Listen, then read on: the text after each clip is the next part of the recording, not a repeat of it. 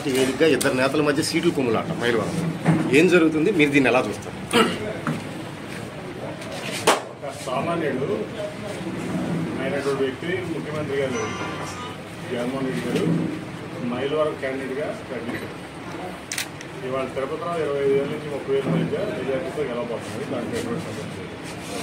ఇవాళ ఇంతవరకు బొమ్మసాల సుబ్బారావు సీట్ వస్తుందో తెలియదు, దేవిరేనమ్మ సీట్ వస్తుందో తెలియదు. మరి దేవిరేనమ్మ చెప్పినట్లు 100 కోట్లు కొట్టిన వసంత కృష్ణప్రసాద్ సీట్ వస్తుందో తెలియదు. మేము చెప్పలా 100 కోట్లు కొట్టే కృష్ణప్రసాద్. ఎవరు చెప్పారు? దేవిరేనమ్మ చెప్పాడు. దేవిరేనమ్మ ఏం చెప్పాడు? వసంత కృష్ణప్రసాద్ని మైలవరం వీరప్పన అన్నాడా లేదా? అట్లాగే మట్టి తవ్వుకుంటున్నాడు అన్నాడు, బూడిది తవ్వుకుంటున్నాడు అన్నాడు, ఇసుక తవ్వుకుంటున్నాడు అన్నాడు, 100,000 కోట్లు అవినీతి చేశాడు అన్నాడు. అట్లాగే 100 కోట్లు ఈ సంపాదించిన డబ్బుతో 100 కోట్లు తీసుకెళ్ళి చంద్రబాబు ఇచ్చి టికెట్ కొడుతున్నాడు అని చెప్పాడు. ఇవాళ అట్లాగే ఇప్పుడు నిజమైంది కదా.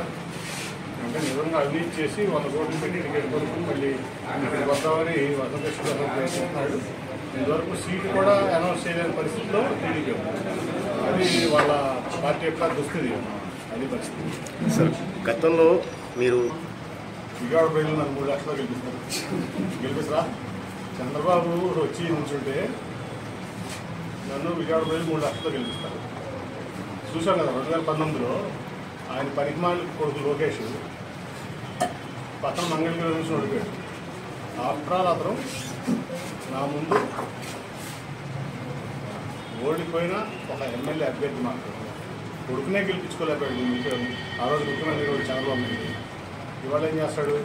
అందుకే ఆయనే రమ్మన్నాడు. ఆయన వస్తే 3 లక్షల మెజార్టీతో నేను గెలుస్తున్నాను. విజయవాడ ప్రజలు గెలిపించుకోవడం రెడీగా